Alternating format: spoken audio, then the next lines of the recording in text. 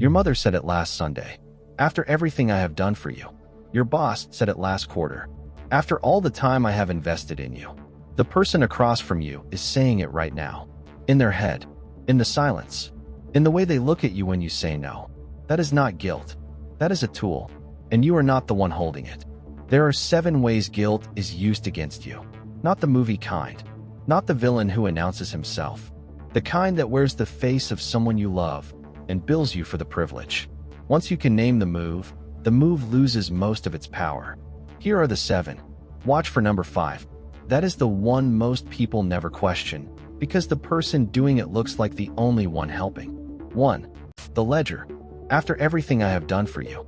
You turned down a 3rd dinner invite, and they looked at you like you had stolen from them. A parent lists, in order, the orthodontist, the car, the summer program, and ends with, so when you do not call me back for a week, that is what it bought me.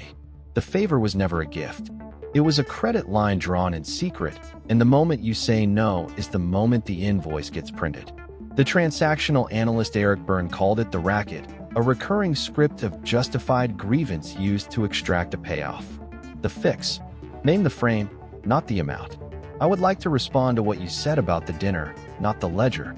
If they return to the ledger, the conversation is over. The invoice was the point. 2. The disappointed silence.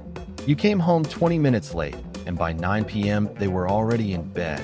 Light off, back to the door, and you knew you were in trouble, but you did not know what crime you had committed. You sent a text asking a simple question and got nothing back for 3 days. By day 2 you were drafting an apology for something you could not name. The researcher Kipling Williams ran the experiments.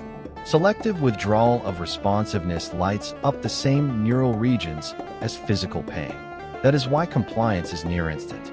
The silence is not a mood. It is a sword held in reserve. The fix. Treat the silence as data, not as a summons. Do not chase. Resume your evening. If 3 days pass with no engagement, the silence was the message. Receive it once. 3. The martyr comparison. My mother raised 4 kids alone and never complained once. Delivered the week you said you were tired. I would never speak to my partner that way. Said by someone who has not yet been given a reason to test their own claim. The comparison is not the point. The point is to install an unmeetable standard so that compliance is the only way to clear the bar. Freud called it moral masochism. Suffering deployed to extract guilt and bind you to the person suffering. The martyr is not submissive. The martyr is administering the relationship through the display of tolerance. The fix. Refuse the comparator. I am not her, and this is not that conversation. Or simply, that may be true, and it is not relevant. Do not compete on their field. Competing is the trap. 4. The public call-out. A partner, in front of your friends, says, I guess some of us do not know how to do laundry, and waits for you to laugh along. A parent, at the dinner table in front of your partner, says she has always been bad with money. True, irrelevant, and now part of how your partner sees you. The call-out is to your face, structured so composure is impossible. The audience is the weapon. Complicity is automatic. Contrition is forced. The psychologist and Buss called it covert aggression, harm delivered through social acts that look neutral.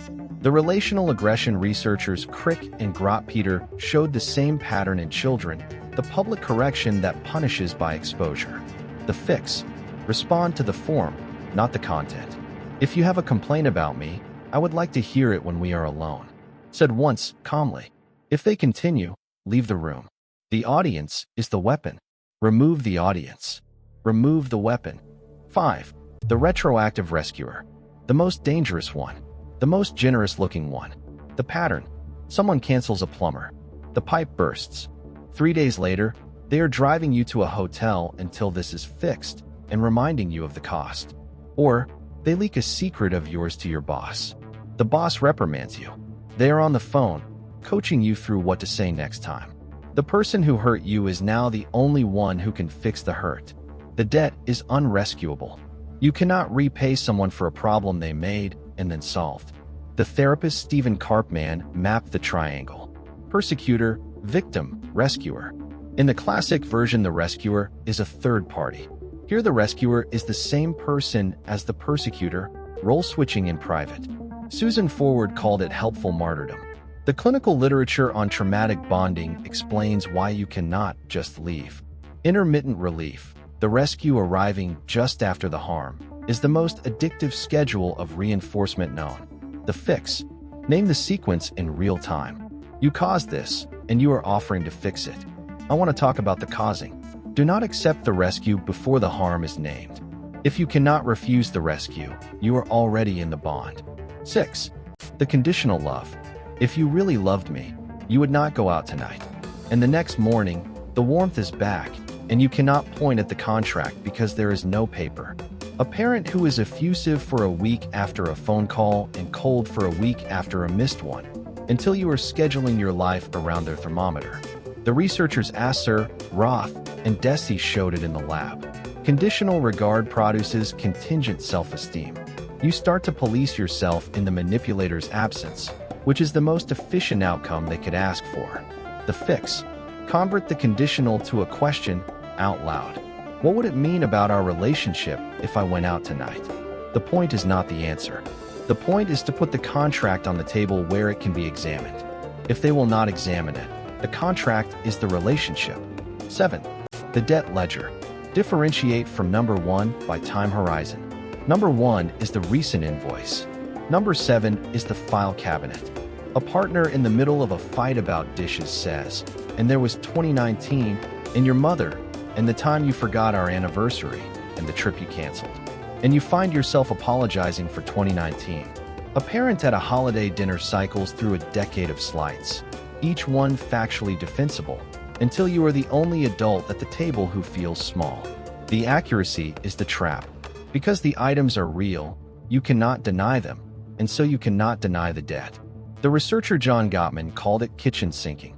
Every stored grievance dragged into the current argument at once. The fix, interrupt the roll call. I hear you have a list. I am not going to respond to the list. I will respond to the one thing on it that you name as the most important.